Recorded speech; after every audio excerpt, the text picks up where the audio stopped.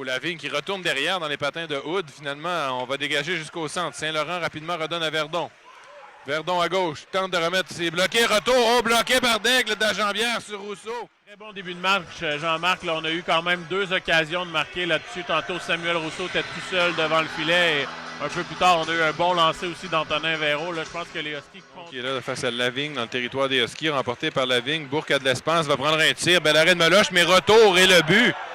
Retour directement sur le bâton de Aguilar qui appuyait l'attaque là-dessus. Il va déjouer Meloche sur le retour. C'est maintenant 1-0 pour les Tigres. Oui, un 3e but cette saison pour le vétéran de 20 ans. Mais on aurait dû, du côté des Huskies, être en meilleure couverture là-dessus. Et les Tigres qui s'inscrivent sur un 5e tir depuis le début de la rencontre. Et j'ai l'impression que cette rondelle-là avait même touché partiellement Meloche. Oui, exact. Il a touché à la rondelle et finalement, par la suite, ça s'est retrouvé dans le filet. Donc, 1-0 pour les Tigres. Courtois qui récupère. Courtois passe à Carr à la ligne bleue. Carr de l'autre côté. Lemire, beau tir de Verdon de la ligne bleue, mais c'était un peu trop haut. Ça a été touché par Courtois qui tire par-dessus le filet encore. Retour et le but!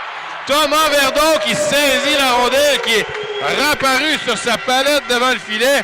Et c'est l'égalité 1-1.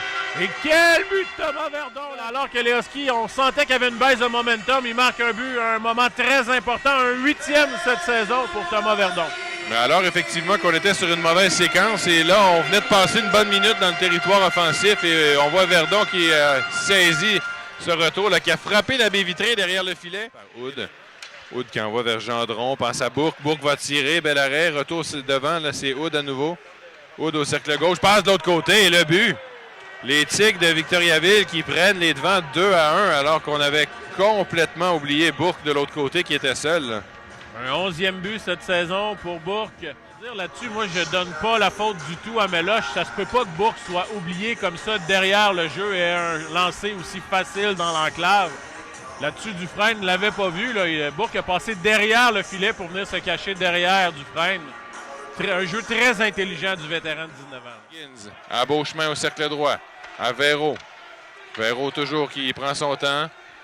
Véro au cercle droit. Véro, il va donner une passe à Davy, bloqué par Daigle. Retour et à nouveau, il bloque. Et là, il y a une mêlée, mais on a bien vu la rondelle devant lui qui ne s'est jamais retrouvé derrière le filet. Au moins 2 ou 3 arrêts. La rondelle, finalement, passe vers Yacenza. Yacenza, longue passe qui réussit là, pour Vachon. Vachon à Gagnon. Gagnon de l'autre côté. Seul, bel arrêt de Meloche là-dessus. Alors qu'on avait encore oublié, là, complètement seul. Le vent est en train de retourner de côté, Jean-Marc. C'est Svan Kara qui a eu cette chance en or là, de marquer. Alors que dès le départ, on revient devant, tire, bel arrêt de Meloche, encore une fois de la jambière. Et c'est Hood qui était seul. Et là, il va y avoir une pénalité du côté des Huskies, justement, parce qu'on a retenu dans le circuit. Donc, pas une force cette saison pour la Meute. Le désavantage numérique.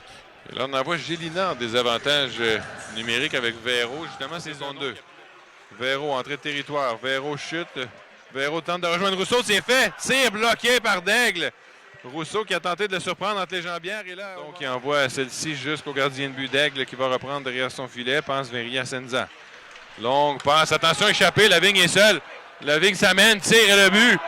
Et finalement, du côté des Tigres, on en profite. C'était vraiment là, de multiples occasions de marquer du côté de Victoriaville. Et là, cette fois, Lavigne qui marque en échappé. Pour lui, il était complètement seul. A fait cette feinte de tir et puis immédiatement, Meloche est mordu. Ensuite, il n'a que continué à patiner pour aller porter la rondelle derrière lui. Et c'était une bombe, cette passe, Jean-Marc. Là. Honnêtement, là, on va donner tout le crédit à Francesco Yacenza là-dessus. Pied derrière la jambe. Finalement, c'est Langlois qui va intercepter. Langlois s'amène à droite. Langlois toujours. Langlois, il va d'un tir bloqué par Daigle. Retour bloqué à nouveau. La rondelle est libre. Belle feinte là-dessus de Langlois pour revenir dans l'enclave. Malheureusement, Véro entrée territoire réussi. Véro passe vers Verdon. Ça a été un peu derrière lui. Finalement, Verdon qui est frappé là, dans le coin. Et là, attention, il y a une échappée de Simard. Il est seul. Simard s'amène. Il va d'une feinte. Et le but. Et oui, effectivement, je n'étais pas certain si ça avait frappé le poteau, mais Simard qui s'en va marquer un but et donne les devants 4-1 aux Tigres alors que les... Simard qui a été laissé seul. Les officiels qui font signe de la tête que non, là, mais je suis du même avis que coach Hartley là-dessus. Là. Clairement, il aurait dû avoir un 2 minutes d'obstruction. Ça aurait mis fin au jeu et Simard n'aurait pas eu cette échappée. C'est Labra qui reprend. Finalement, c'est Dufresne là, qui intercepte au cercle gauche. Là, on essaie de sortir du territoire du côté des Tigres, mais Véro reprend. Belle passe à Zenon. Zenon tire et le but! Bill Zenon qui marque dès le début de la troisième. C'est exactement le scénario que ça prenait pour les Huskies. Et voilà un 16e pour Zenon. Et là-dessus, Bession a passé directement entre les jambières de Daigle là-dessus, Jean-Marc. Là. Et c'est un but qui va faire extrêmement du bien. Ça semble effectivement avoir passé entre les jambières sur la reprise qu'on vient de nous présenter, là, mais tu fais bien de le mentionner, Jean-Sébastien, c'est le scénario idéal pour les Huskies si on voulait se motiver pour revenir de l'arrière dans ce match-là, là, parce qu'il reste encore 19 grosses minutes de hockey à jouer et c'est maintenant par 2 buts. Toujours le Mirkaldis, on voit la rondelle derrière le filet de Daigle. C'est Yasenza qui est là, également Véro qui vient de sauter sur la patinoire. Et là, cette fois, on va être en mesure d'aller en marquer un 5e du côté des Tigres. Lavigne qui s'amène est généreux. Et là, les 2 joueurs qui finalement vont marquer.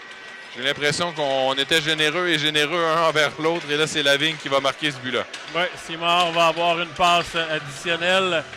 Lavigne qui ne voulait pas le marquer, mais ça sera son 2e ce soir. 2 buts, une passe. Venu un très gros match, Maël Lavigne.